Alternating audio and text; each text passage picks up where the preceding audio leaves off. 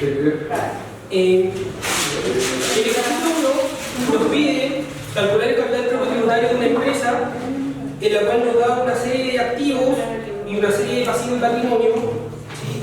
Obviamente el total de activos igual al total de pasivos más patrimonio para cuadrar el balance.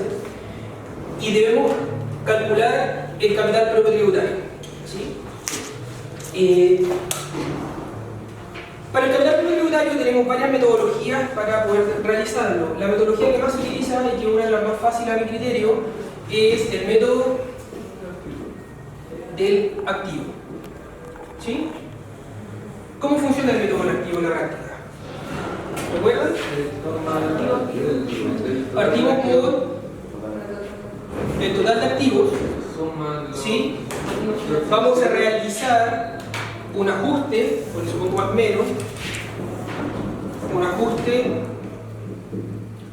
contable tributario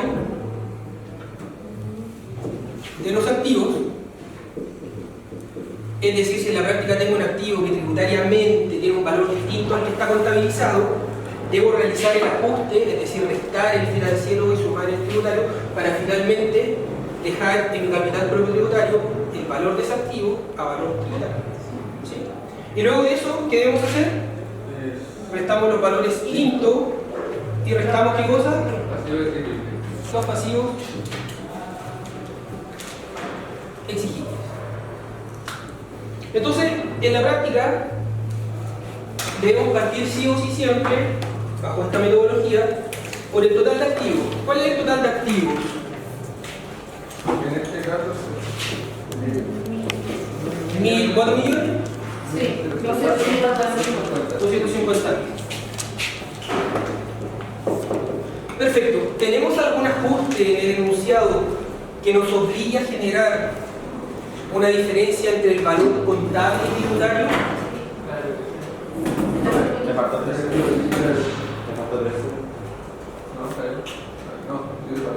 Perdón, me faltaron 3 ceros. No tenemos ningún activo que su valor contable sea distinto a su valor tributario. ¿Sí? Tenemos activo fijo, tenemos contabilizada la depreciación, ¿cierto?, del activo fijo, tenemos también algunos intangibles, pero en la práctica no tenemos ningún activo que su valor tributario difiera al valor contabilizado del balance. Por ejemplo, tenemos contabilizado un activo que su valor contable es de 1000 y tributariamente hablando es de 900 o de 1100. ¿Sí? Ahí generaríamos el problema de que debemos realizar un ajuste. Por lo tanto, bajo este escenario, no vamos a realizar ningún ajuste contable tributario de los activos, absolutamente ninguno. Luego de eso, debemos restar ¿qué cosa? Los valores INTO.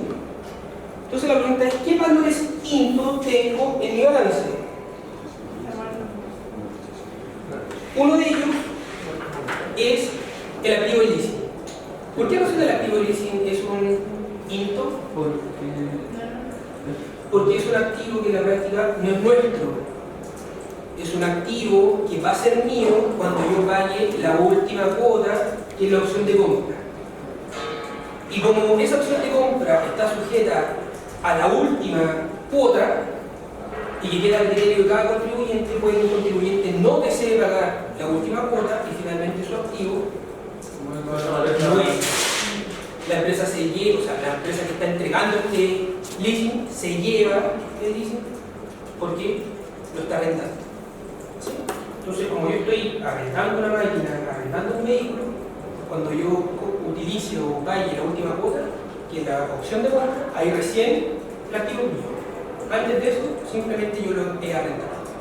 Entonces tenemos el activo leasing, que son 60 millones. Pero ese es el activo leasing que en la práctica es el valor al inicio del contrato. Y tenemos una depreciación acumulada del leasing de 30 millones. Por lo tanto, en la práctica, ¿cuánto vale el leasing? 30 millones. Por lo tanto, vamos a restar 30 millones, ¿sí?, por un activo llamado leasing. ¿De dónde sale ese monto? de los 60 millones del activo y los 30 millones que ya han sido rebajados o depreciados.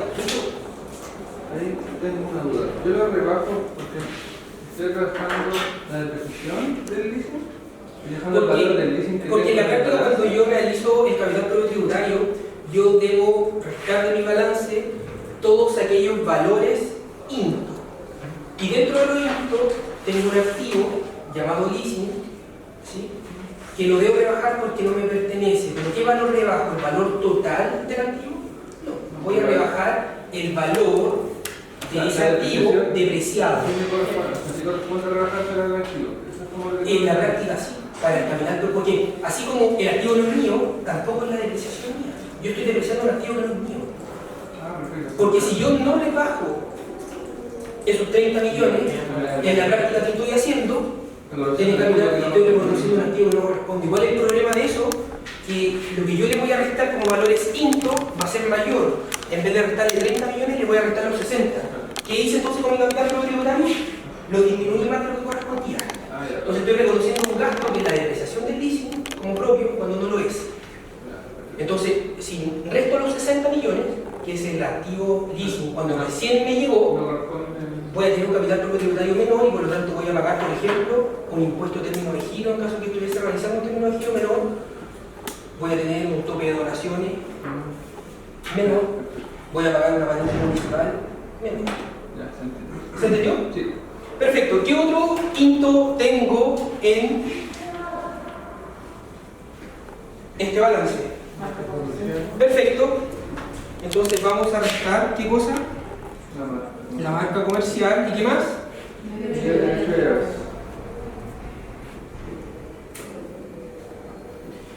Perfecto. Pero ocurre algo similar con esos dos activos que son intangibles, porque también están amortizados, ¿no? Entonces, en la práctica, si yo tengo que mi marca comercial son 18 millones, mis derechos de llave son 17 millones 250, pero ya contabilicé una amortización de 6 millones, ¿cuánto debo rebajar de mi valor INTO? Serían los 18 millones de la marca comercial, los 17 millones 250 del derecho de llave, menos la amortización acumulada. 29,250. ¿Cuánto me da? En total 29,250. Perfecto, entonces vamos a restar 29 millones 250. ¿Sí?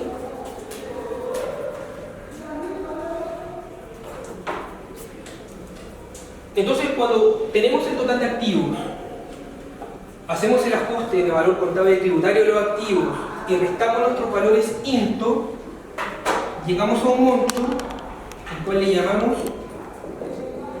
capital efectivo o de apurado. ¿Sí? ¿Cuánto es ese monto? 945 millones. 945. Cierto. Perfecto. Y luego de eso, ¿qué debo restar? Pasivo exigible. Pasivos exigibles. ¿Y qué pasivos exigibles tengo? Perfecto. IVA por pagar y proveedores. Entonces tengo que vamos a restar los pasivos exigibles y dentro de los pasivos exigibles tenemos IVA por pagar y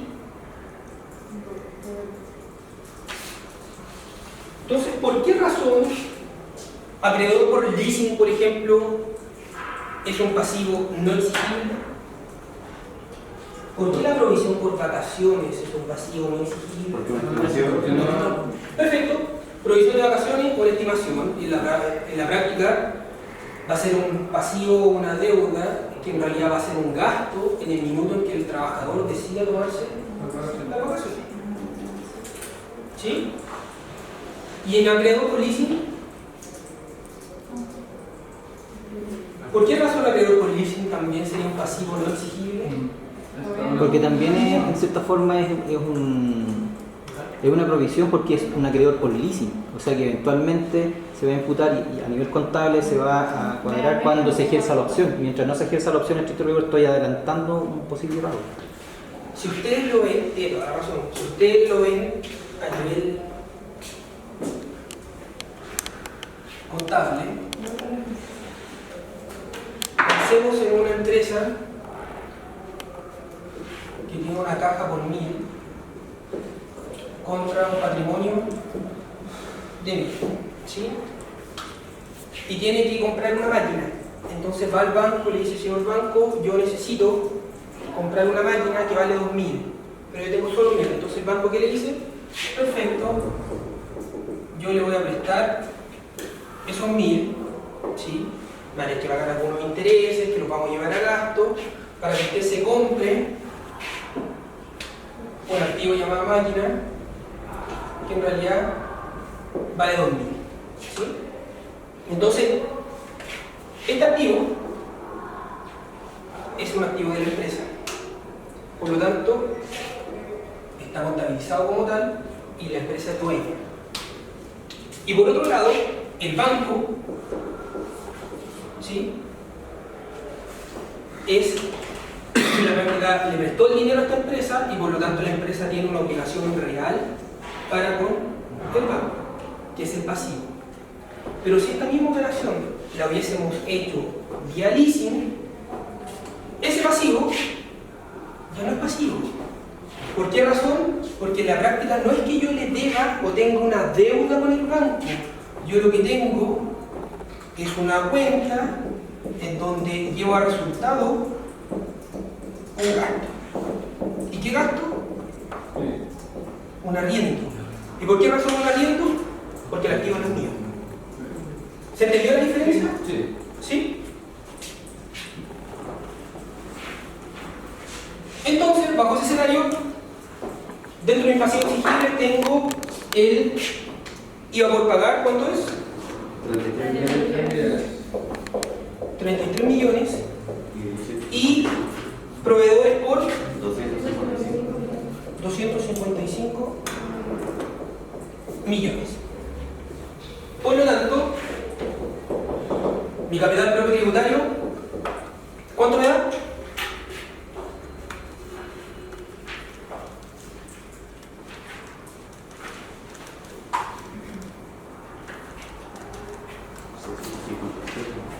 ¿Cuánto?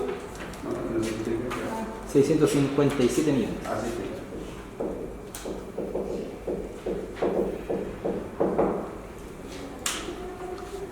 Pregunta: ¿para qué es importante el capital propio tributario? Para la eliminación del RAI de... Ya, perfecto. En el caso de una 14B, lo necesitamos para establecer el RAI. ¿El RAI es igual al capital propio tributario? No. No, son cálculos distintos. Pero si es una empresa 14A,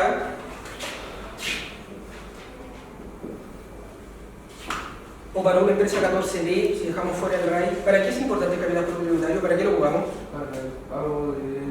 Pago de patente municipal.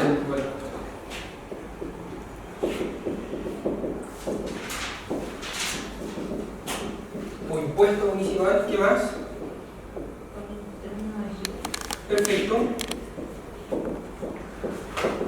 Término de giro, artículo 38 bis.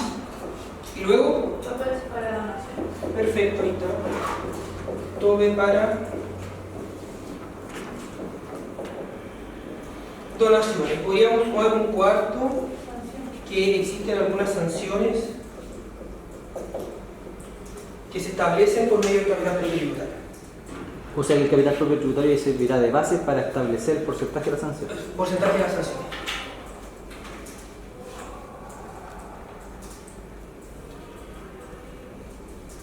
Y estas cuatro son inherentes tanto a una 14A como a una 14B, igual que en otra empresa en realidad.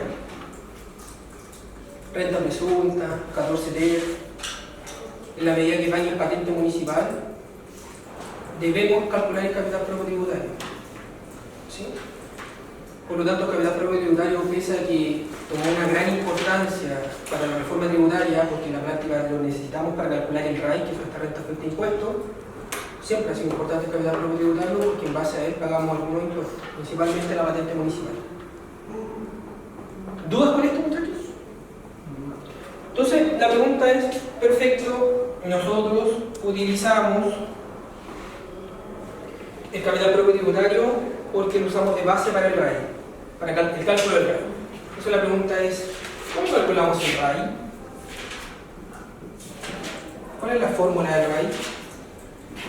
Capital propio tributario. Perfecto, capital propio tributario Menos el FUN.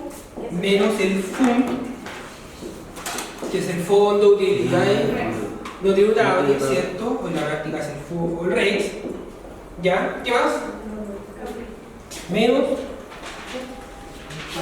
el capital aportado actualizado, capital aportado Más y menos el FUN.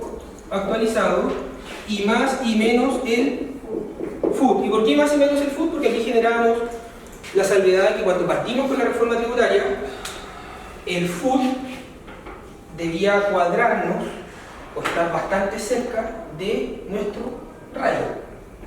Partimos nuestra reforma tributaria y en la práctica teníamos que nuestro FUT, en el caso que no tuviéramos renta exenta, debiese ser igual al RAI o similar, pueden generarse algunas pequeñas diferencias. Entonces, claro, necesitamos como primera instancia siempre obtener nuestro capital propio tributario para poder determinar el RAI. ¿Dudas con eso? ¿Seguro?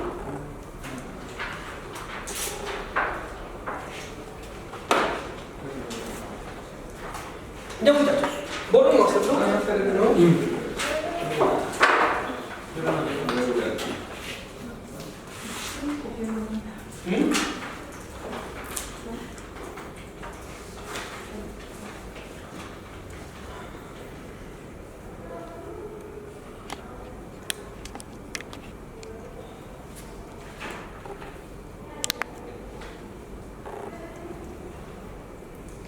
Rentas que ya fueron atribuidas y que por lo tanto cuando yo imputo un retiro sobre el RAP no lo voy a grabar con impuestos finales porque ya pagaron ese impuesto final en el RAP complementario cuando se realizó la atribución.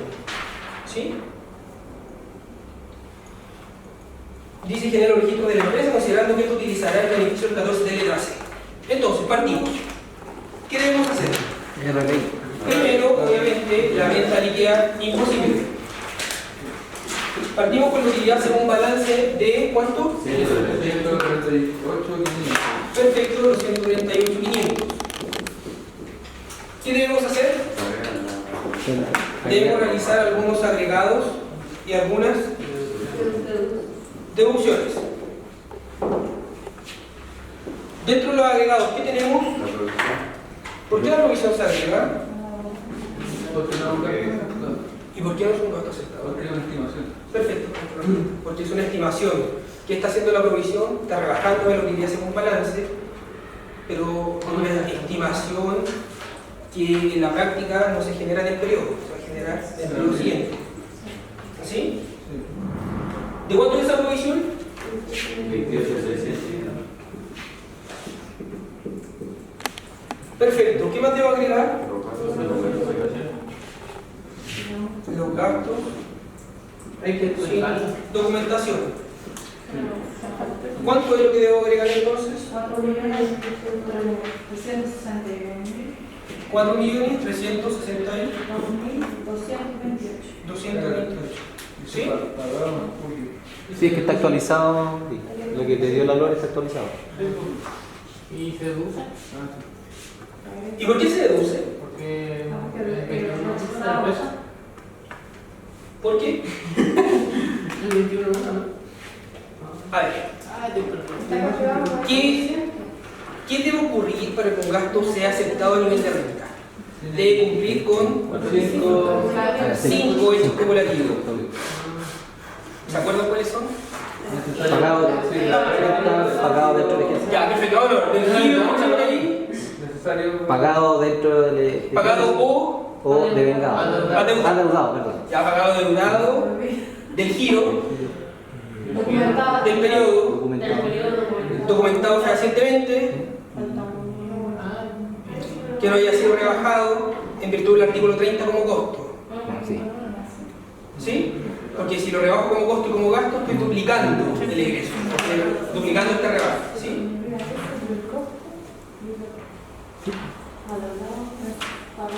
Pagado adeudado.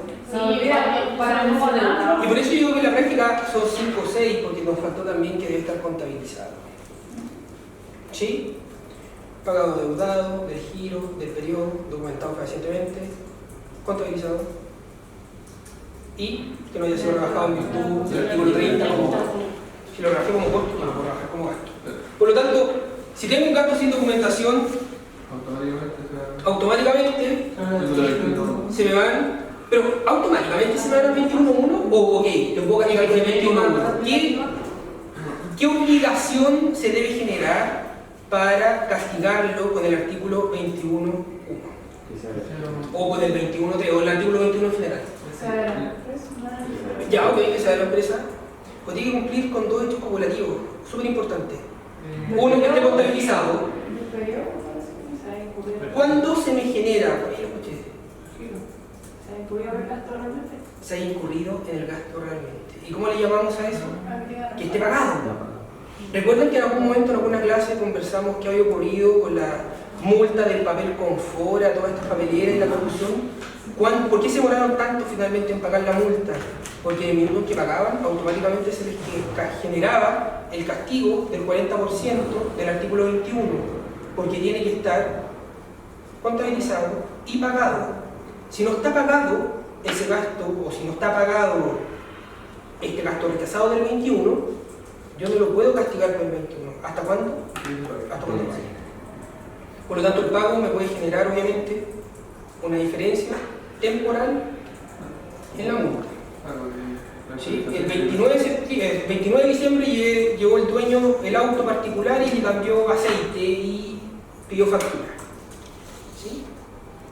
Pero emitió un cheque con fecha 3 de enero. ¿Cuándo lo castigo con el gasto retrasado? La siguiente renta. ¿Y por qué razón? Porque yo lo contabilicé el 29 de diciembre. Ahí realicé el gasto, pero lo pagué en enero y me quedó en años distintos. Y si me quedó en años distintos, voy a grabarlo con el artículo 21 del 40% en la renta siguiente. ¿Se entendió? Pero a ver, ahí me quedó la duda. Pero igual no lo tengo que presentar como un agregado entonces en la renta del 2017. Lo presenta como un agregado, pero no como una deducción.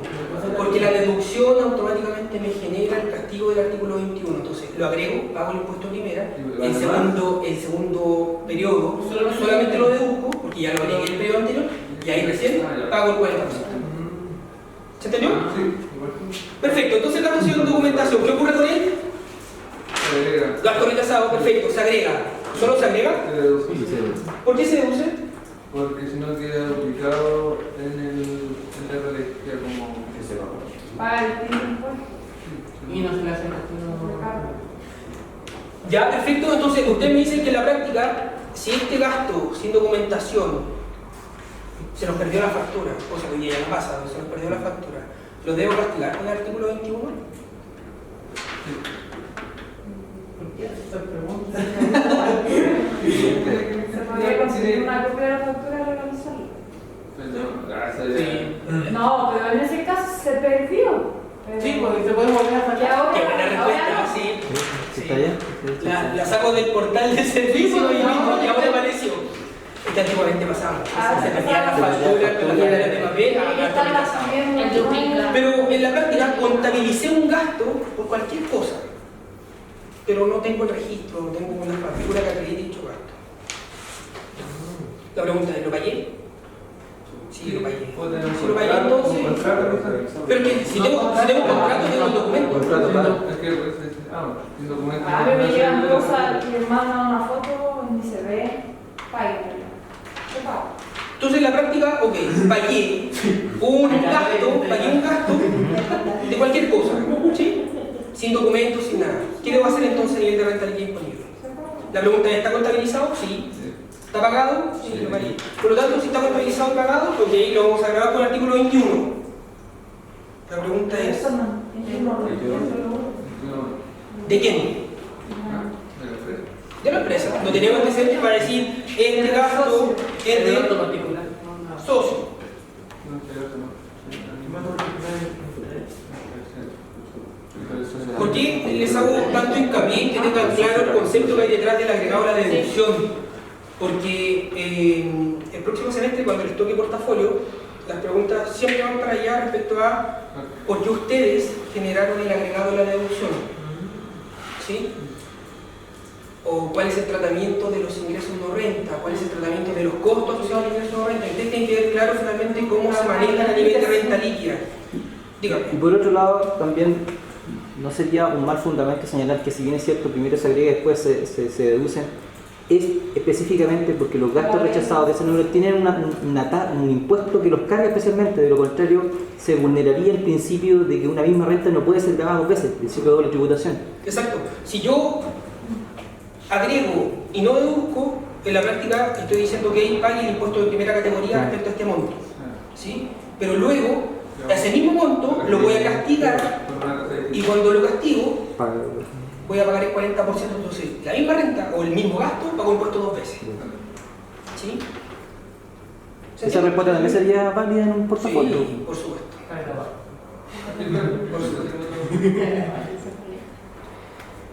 ¿Qué más debo hacer? Hay que agregar la multa La laboral. multa, Perfecto. ¿Y qué ocurre con la multa laboral? Eso es un 21.2. Perfecto, entonces le vamos a poner apellido, 21, número 2. Y por lo tanto, como el artículo 21, número 2 dice que las multas fiscales, municipales o de organismos similares creados por ley solamente son un agregado, simplemente lo agregamos. ¿Cuánto es el monto? Son 1.351.000. 1.351.000. Sí, no, pero después en No, ya el no. empresarial la relación. Entonces, ¿qué debemos hacer? Ahora tenemos que terminar la renta, pero tenemos que hacer el castigo del gasto sin demora. Y el beneficio del tratado. Ok. Ese monto lo vamos a castigar en el formulario 22 con el 40%. Por lo tanto, nos va a afectar nuestra renta, nuestro registro empresarial. ¿Ese gasto necesariamente? no. No. No nos afecta. Por lo tanto, simplemente nosotros lo agregamos y dedujimos para identificarlo, porque lo vamos a castigar con un impuesto distinto, ya sea del 21.1 del 21.3. 21.1, formulario 22 de la empresa, 21.3, formulario 22 de los socios, que un 10% más respecto al global. ¿Sí? Entonces, ¿cuánto es la renta líquida imponible de esta empresa? 168, 451. 168, 451. ¿Está bien, cierto? 451. ¿No? Perfecto. A ver, me parece que hay error. ¿Está bien? Ya está. ¿Sí? Pero faltan 3 ceros. 168.451.000. Perfecto. Ahí sí. Y me dice que utiliza el beneficio 14 de letra C. ¿Cómo calculo el beneficio 14 de letra C? No tenemos que ver el retiro. Soy un compañero experto. Primero tengo que tomar el resultado, Ok. ver si tengo retiros. La renta líquida disponible, menos los retiros, actualizados, ya ese monto le multiplico por el 50%. ¿Sí? Y una vez que realizo eso, lo comparo con El tope.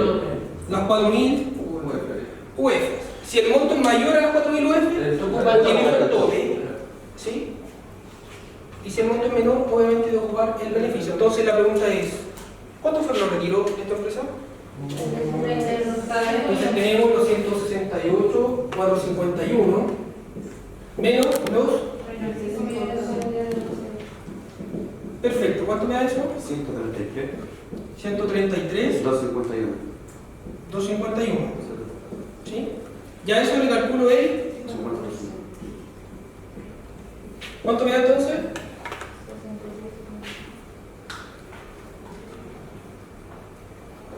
66, 66, 625, 500. 625, 500. 500. Perfecto. A ese monto, los 66, 625, 500, los comparo con El tope. más 4.000 UF.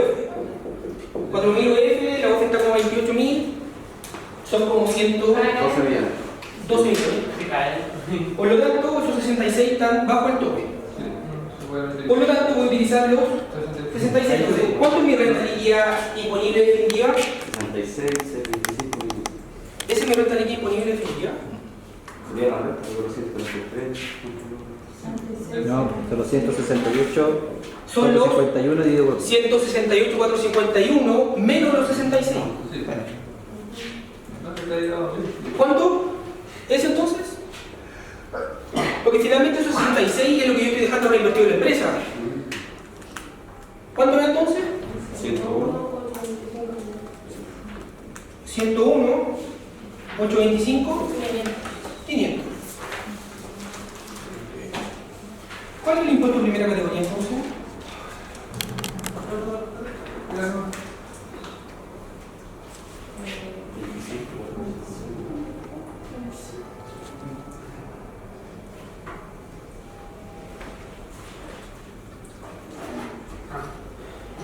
Esta no es la cosa. O sea, 25. 25. ¿dónde se redujo? Los 101, pero sí. Ahí La renta líquida disponible son 168 y el beneficio que yo puedo ocupar son 66, por lo tanto digo los 168 menos los 66, que es lo que yo estoy dejando reinvertido, me da los 101, por lo cual les voy a pagar impuesto de primera categoría. Los 123 es la base, pero puede sacar Exactamente. se ocupa de la Los 133 se ocupan como base para el cálculo del beneficio. Si me contaría que los retiros. Exactamente. Es que si yo no descontara los retiros, en la práctica sería súper fácil, le diría, ok, me llevo todas las lucas a mi casa y además Le rebaja. rebajo la mitad. Entonces, ¿qué dice el beneficio? Que usted primero debe restar los retiros y sobre la plata que usted como dueño no se llevó a la empresa, ahí utilizamos el beneficio, porque en realidad es el dinero que en la práctica está reinvertido en la empresa, porque no se lo ha llevado. ¿Sí? ¿Sí? Ese beneficio entonces va a seguir. Beneficio 14 de la sí. Hasta el momento no. Hasta el momento, bueno, insisto, el proyecto de reforma está en el Congreso, todavía se está discutiendo, pero no han tocado beneficio 14 de clase todavía. Igual no sé qué Y 14B, respecto a la reintegración, sigue tal cual. O sea, se renunció a reintegrar completamente, que es como la gran noticia de la reforma tributaria. El resto se está generando un régimen PYME más beneficioso. Impuesto primera más bajo, TPM más bajo. Eso se está discutiendo hoy día. ¿Qué cosa? La próxima gana a pagar más. En la práctica es lo que se pretende. Las personas, porque van a aplicar el impuesto global complementario, no el impuesto. Se aumenta un escalón en el complementario de un 35 a un 40. Sí, por lo tanto, sí o sí nos metemos en un bolsillo de este 1% más rico, pero además el no reintegrar completamente el sistema tributario 14B igual impacta a nivel de persona natural respecto al crédito que se asocia a una 14B. Porque la empresa paga el 27%, pero ese 27% que paga la empresa 14B de primera categoría, el 65% ocupa como crédito. El 60 fue el crédito, ¿no? 65. El que se ocupa a nivel de global, como crédito. Y el otro 35 sería, que el 35 al 27 me da como un 9,45%. Sí, bastante más que 14. Pero bueno, ese es el costo en la práctica hoy día de postergar la tributación. Porque el 14 a... Solo retiro, o sea, yo tengo la opción de si retiro o pago, si no retiro la plata. Pues ahí hay que postergar la tributación. Eso tiene un efecto similar al de food, al fin y al cabo, porque si no retiro lo que hay en el momento de retirar. Pero antiguamente el régimen que funcionaba con el food funcionaba con un 100% de integración, entonces en la práctica que teníamos que el total del impuesto pagado por la empresa funcionaba como crédito para los dueños socios accionistas. 100%. Ah, claro, entonces. Fue el régimen antiguo, entonces ahí claro, no solo postergaba la tributación, sino que además la podía manejar en la medida que la empresa tuviera capital y también los dueños necesitaran lucas para ir aumentando o disminuyendo la base global, porque utilizaba el total del crédito. Claro. La voy a jugar por la tasa. Me llevaba menos Ahora. y pagaba menos. ¿Y cómo iba sacando de atrás?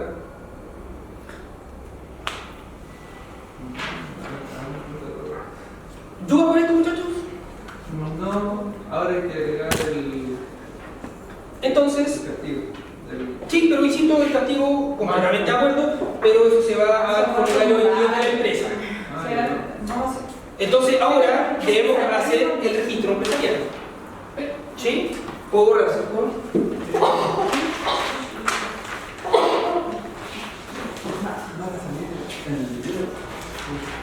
No, allá.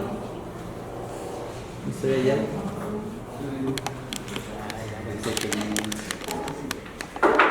Entonces, para el registro empresarial, obviamente de la 14A, detalle, control, RAP, DEA, REC, SAC, 2017, 2016, y el este.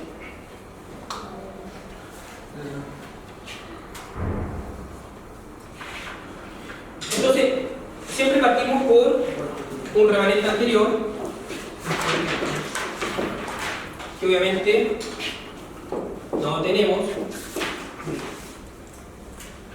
Obviamente, su reajuste.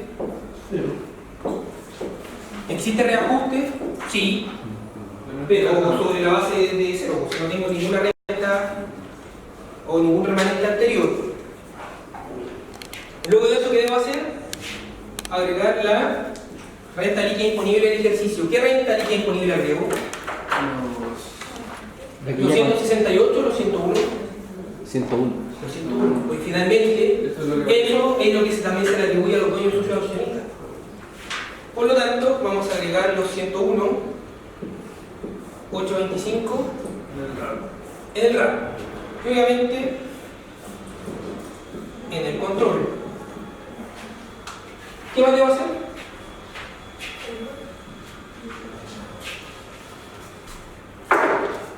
¿Qué más debo hacer? Después tengo que Después debo